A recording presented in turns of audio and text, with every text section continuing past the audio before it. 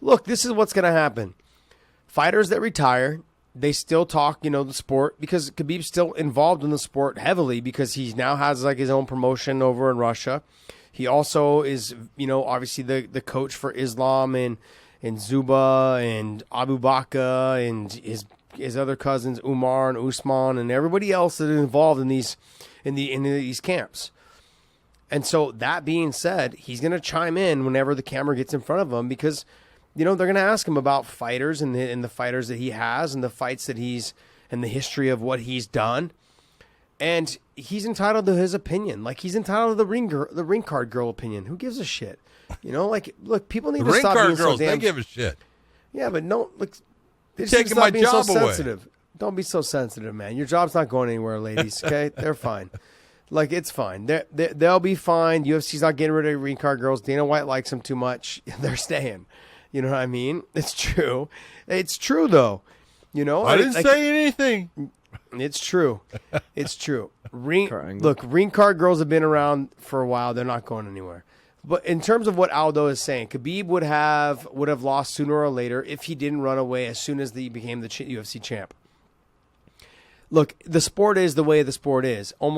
Pretty much, I think you have Rocky Marciano, you've got Floyd Mayweather, and you've got Khabib, I think, are the three guys. I don't know. I'm sure there's other top-level fighters that have retired undefeated. Okay, but I don't know any of the other ones off the top of my head, okay, that have fought top-level guys. But I do understand where Jose Aldo is coming from, and he's talking about, look, if you compare my record of the guys that I've fought, and you compare the record of the guys that Khabib has fought, the guys that I've fought were, let's go to the next clip there, Dave, his next little one. The combined record. Khabib's record of his opponents was 67-49. Okay, the combined record of the opponents of Jose Aldo, 114-41. I mean, it says a lot. Okay, if we're going to talk about numbers. But look, I'm not talking about numbers, John. You and I have talked about this already. The straight dominance that he had over every single opponent he had ever fought was just mesmerizing. To see someone dominate other fighters the way that Khabib did it was crazy. Hold on, but you're making a mistake here. Okay, you're saying, what's the mistake? Well, if you look at that again, it says the combined record of first 16 opponents. Mm-hmm. Okay? Oh, gotcha. Okay. I don't care. Okay?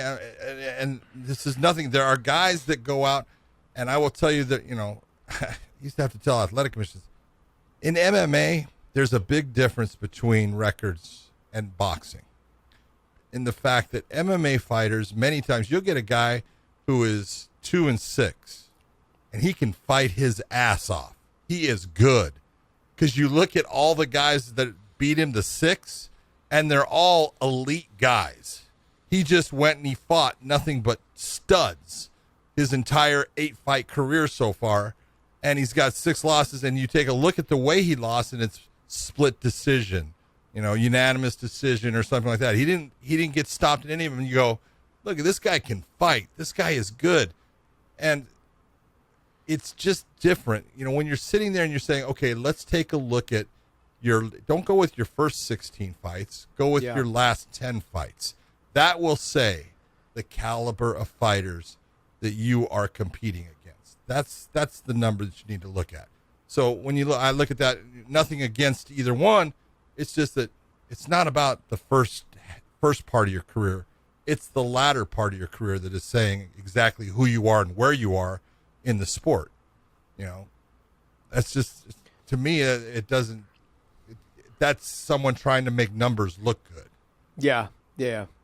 No, I understand what you're saying, but I also want to go back into, like with Khabib, he had, when I had interviewed him before and talked to him before, he had 250 like Sambo fights before he even got into the UFC. Yeah, he lost one. That says a lot. Yeah, huh? He lost one. Yeah, he did. I don't know. He just said he had 250. And so when we're having these conversations about him and how like he's fought guys that were maybe they all weren't top level, but 250 is a lot. Yeah, when you're talking about Sambo is very similar to what MMA is. Yeah, again. Do me a favor, Dave. Pull up Aldo's record, and if you take a look at, let's take a look at his last 10 fights. Now that's really not fair because that wasn't where he was as dominant. You know, he had that stretch forever. But if you take a look at his last 10, I want to. So Frankie Edgar was a win. Then he had Max Holloway. Max Holloway losses. That's where he lost the championship and then lost the ability to take it back in the rematch. He beat, Jeremy Stevens. Then he had the 3 losses. Well, he had another win. Then he had 3 losses to Volkanovski, Marlon Moraes. Everyone remember that fight. And it was a close fight. He lost to Peter Yan in that championship matchup, and he lost that pretty convincingly. Then he has 2 wins. So you take a look, okay, out of the 10, you're looking at 5 losses. All right? But all against top caliber for the most part. And all former champions, except for Marlon not Moraes. all. Jeremy Stevens is not, Carneiro is not, but, I mean, again. No, his losses have been to all former champions. Conor McGregor, Max Holloway, Volkanovski. Yes. The only one is not Marlon Moraes. Yeah, you're right. Well, Marlon Moraes, and you say Marlon was the champion in World Series of Fighting. Yeah. So, all against great competition. So, you take a look, obviously great competition, but if you take a look at the records and everything, those records are all going to be great records. Pedro Munoz has got a great record. Marlon Vera's got a good record. Peter Yan's outstanding record. Moraes got a great record. Obviously, Volkanovski's only got 1 loss. So if you go in those last 10 fights, even though he lost, the amount of losses of his opponents is probably, 15, maybe, 15 to 20 at the most, with a ton of wins, way over 100. And it's going to be the same for Khabib. All I'm saying is this.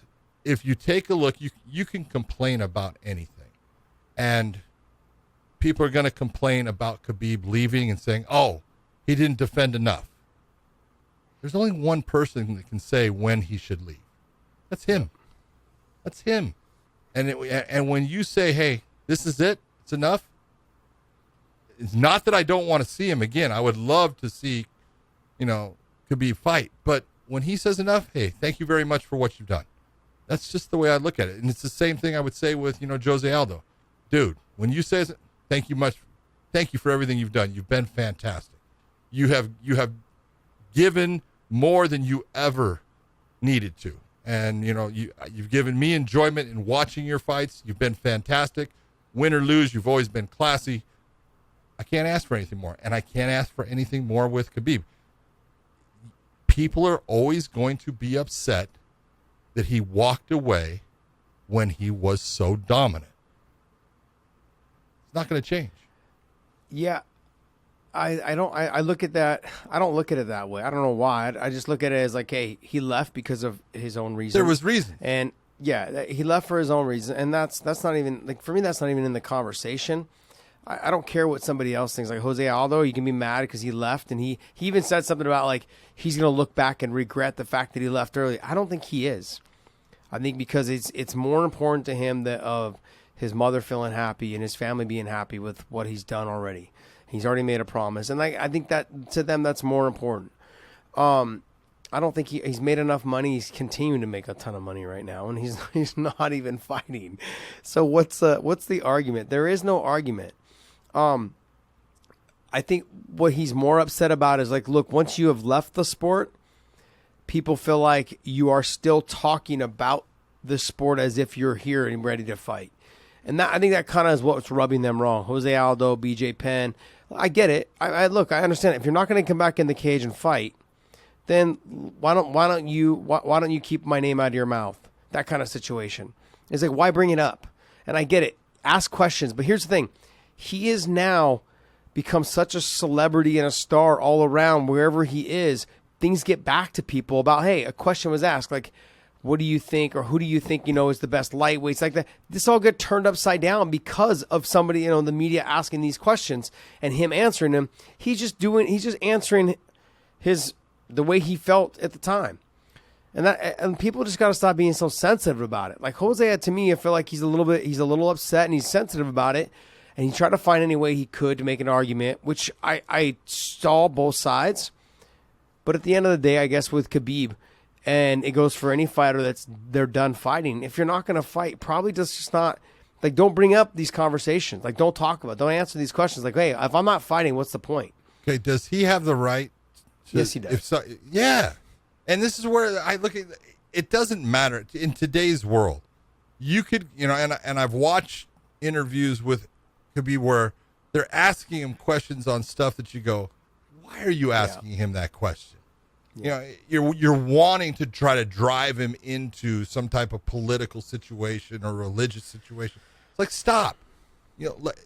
That's not who that guy is. He is a guy that he fights, he trains guys. Ask him those questions right there. But no matter what, he can't win.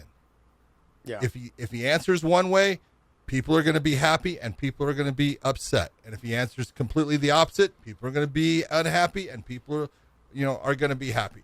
You can't make everybody happy, so don't worry about it. Just be who you are. Yeah. Yeah, anytime you're in the limelight like that, they're going to scrutinize you. That's it. No matter what.